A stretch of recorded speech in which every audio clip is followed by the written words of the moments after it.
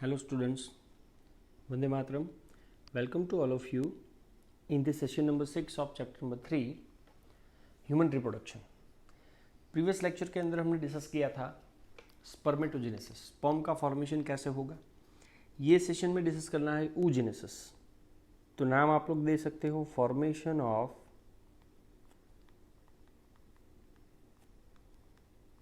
ओवा और we can say that egg या तो ओवा का फॉर्मेशन करने के लिए जो प्रोसेस यूज होगी उसका नाम है oogenesis।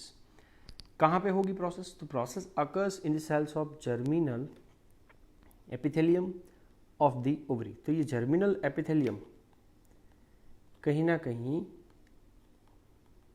ओवा या तो एग बनाने के लिए यूज होने वाला रॉ मटेरियल है। वो रॉ मटेरियल को बोला जाता है oogonia, या तो आप उसे बोल सकते हो oogonium। Okay, so oogenesis is the formation and maturation of ovum।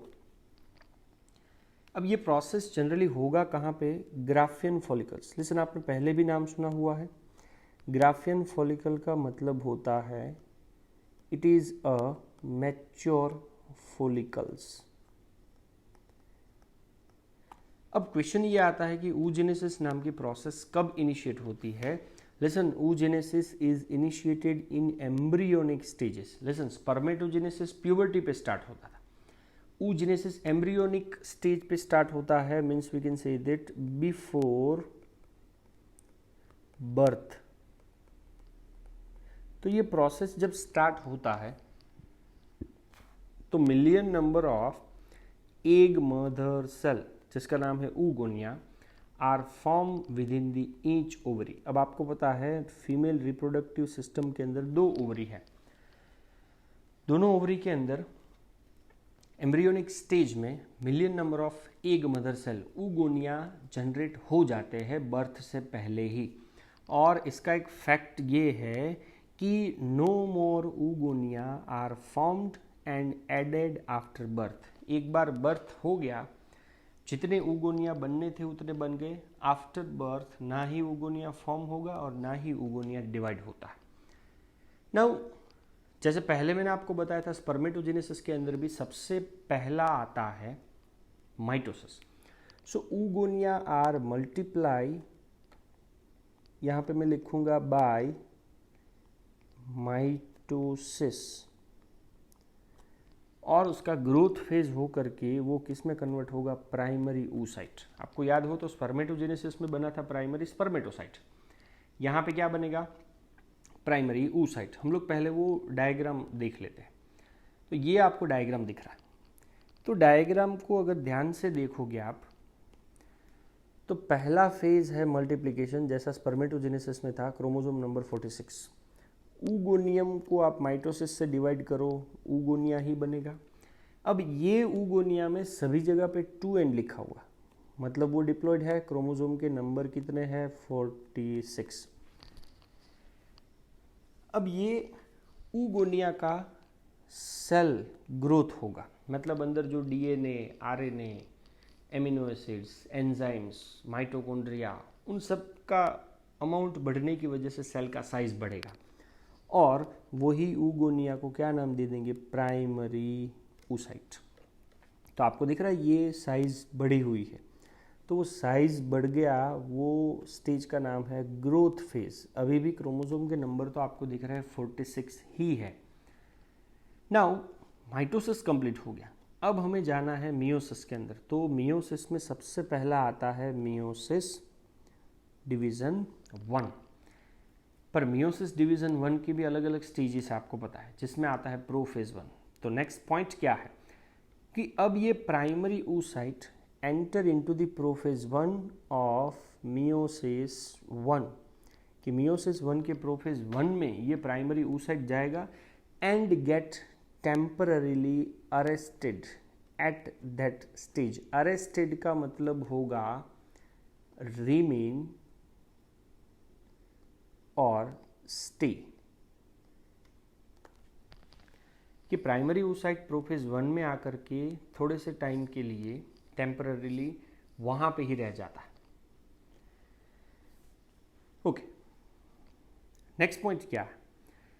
Now each of the primary oocyte जो प्रोफेज 1 के अंदर आकर के अरेस्ट हो गया है, उसके आजू बाजू में get surrounded by a layer of granulosa cells. तो आपको प्राइमरी oocyte दिखा दो और वो प्राइमरी oocyte के बाहर अगर ग्रेन्युलोसा सेल्स का लेयर अरेंज हो जाता है, देन इसे नाम दिया जाता है, कौन सा follicle is consider as a primary follicle. अब primary follicle no doubt primary oocyte का ही एक स्टेज है। तो प्राइमरी फॉलिकल्स के बहुत ही ज़्यादा नंबर डीजनरेट होते रहते हैं, डिस्ट्रॉय होते रहते हैं। कहाँ से कहाँ तक? During the phase from birth to puberty, मतलब अप्रोक्सीमेटली 12 to 13 ईयर्स तक ये प्राइमरी फॉलिकल्स जो है वो डिस्ट्रॉय होते रहते हैं दोनों ओवरी से। तो at the end of puberty कितने बचते हैं? So therefore at the puberty only 60,000 to 80,000 primary follicles are left in each ovary. कि भाई एक ओवरी के अंदर 60 to 80,000 है और वैसे ही दूसरी ओवरी के अंदर भी खाली कितने प्राइमरी फॉलिकल्स बचे होंगे? Only 60 to 80,000 primary follicles. Okay, now again ये प्राइमरी फॉलिकल्स के आजू बाजू में और भी ग्रेन्युलोसा सेल्स का लेयर ऐड होता रहता है। Now this is consider as a secondary follicles. कि प्राइमरी फॉलिकल्स के बाहर और भी ग्रेन्युलोसा सेल्स के लेयर अरेंज होंगे एंड उसका नाम होगा सेकेंडरी फॉलिकल्स।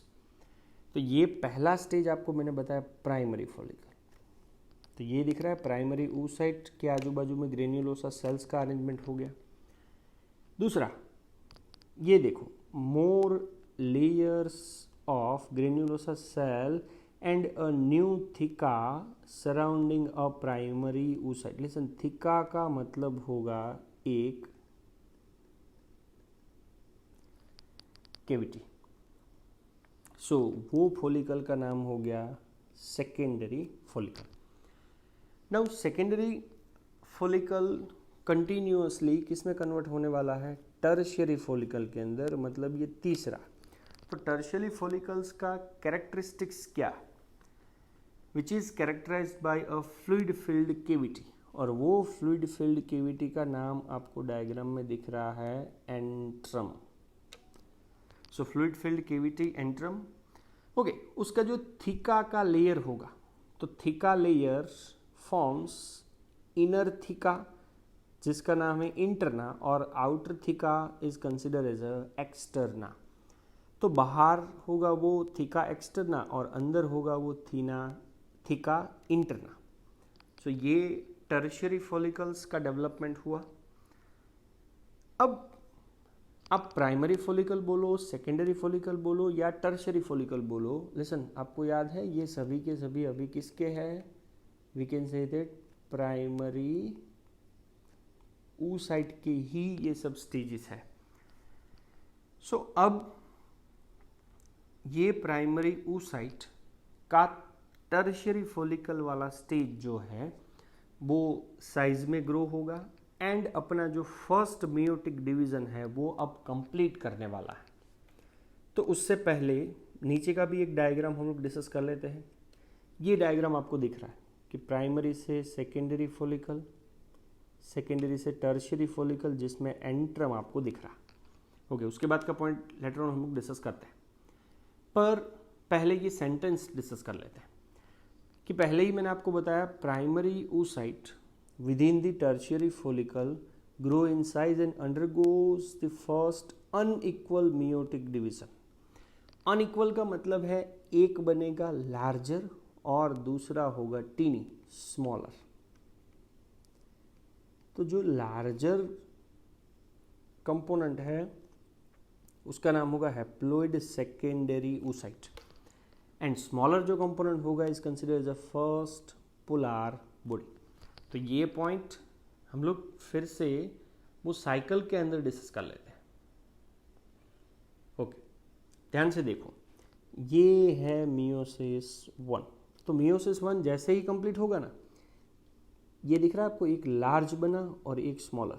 तो लार्ज का नाम है सेकेंडरी oocyte और स्मॉलर का नाम है first polar body.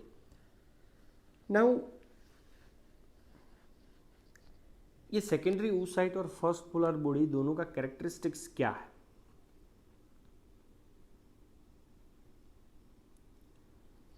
Now secondary oocyte retains the nutrient rich cytoplasm of the primary oocyte। तो प्राइमरी oocyte का जो भी साइटोप्लाज्म था उसके अंदर न्यूट्रिएंट से भरे हुए सब्सटेंस थे, वो सभी का सभी सब्सटेंसेस किसके अंदर आ जाता है? सेकेंडरी oocyte के अंदर। नाउ चलो, ये सेकेंडरी oocyte का तो पॉइंट समझ में आ गया। फर्स्ट पोलर बॉडी का क्या है? It is unknown that whether the first polar body divide further और डीजेनरेट। पर ये क्वेश्चन का आंसर जो है वो मैं आप लोगों को मियोसिस 2 जब होगा तब आपको मैं दूंगा। तो कहीं ना कहीं फर्स्ट पोलर बॉडी डीजेनरेट भी हो जाता है या तो फर्दरली डिवाइड भी होता रहता है। तो अभी हमारे पास सेकेंडरी oocyte और फॉलिकल कौन सा है? टर्शियरी। तो अब ये पॉइंट आपको दिया हुआ है कि tertiary follicle further changes into the mature follicle और वो मैच्योर फॉलिकल का नाम है ग्राफियन फॉलिकल। तो अब फिर से मैं आपको डायग्राम के अंदर ले चलता हूँ। ओके, तो ये टर्शियरी फॉलिकल का कन्वर्जन किस में हुआ? ग्राफियन फॉलिकल के अंदर, जिसको साइंटिफिकली फुल्ली मैच्योर्ड फॉलिकल के नाम से भी जाना जाता है। इवन आप ये डायग्राम के अंदर भी देखो तो टर्शियरी में से कौन सा फॉलिकल बना? Is considered as a Graafian follicle. Now secondary oocyte tertiary follicle का कन्वर्जन मैच्योर फॉलिकल के अंदर हो गया, तो सेकेंडरी oocyte के बाहर एक नया मेम्ब्रेन का फॉर्मेशन होगा। This membrane is considered as a zona pellucida. तो जोना पेल्यूसिडा सेकेंडरी oocyte के बाहर एक आउटर लेयर मेम्ब्रेन का जनरेशन करेगा।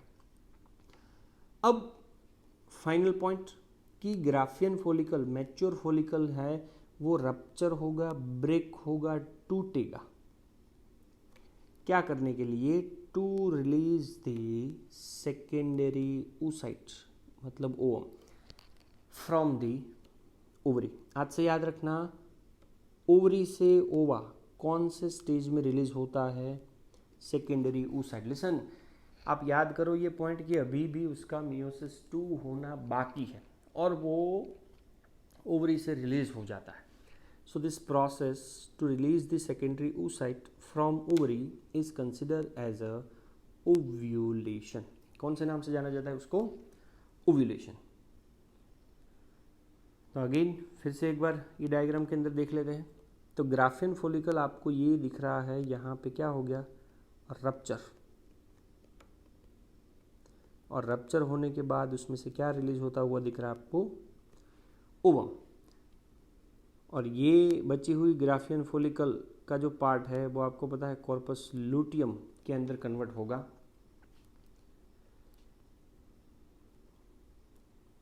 तो ये पूरा का पूरा oogenesis नाम की प्रोसेस का एक व्यू कि जितना भी 2n है वो कौन सा फेज होगा? Multiplication phase. तो ये देखो, oogonia 2n diploid 46 chromosome mitosis से एम्ब्रियोनिक स्टेज में प्राइमरी oocyte में कन्वर्ट होगा। अगेन 2n है, साइज उसकी बढ़ेगी मतलब ग्रोथ फेज आ गया, तो ये हो गया growth phase. Again primary oocyte 2n है, मियोसिस 1 होगा प्रायर टू ओव्यूलेशन मतलब प्यूबर्टी से पहले ही ये हो जाता। तो एक मिलेगा सेकेंडरी oocyte जो ये आपको लार्ज दिख रहा, और स्मॉलर जो होगा वो फर्स्ट पोलर बॉडी। ओके, यहाँ तक का डिवीजन होने के बाद ओवरी से सेकेंडरी oocyte ओविडक्ट के अंदर चला जाता है। अब अगर आप सोचो कि वो सेकेंडरी oocyte का फ्यूजन स्पर्म के साथ होता है, देन एंड देन ओनली क्या बनने वाला है, तो आगे जाकर के मियोसिस 2 नाम का प्रोसेस होगा।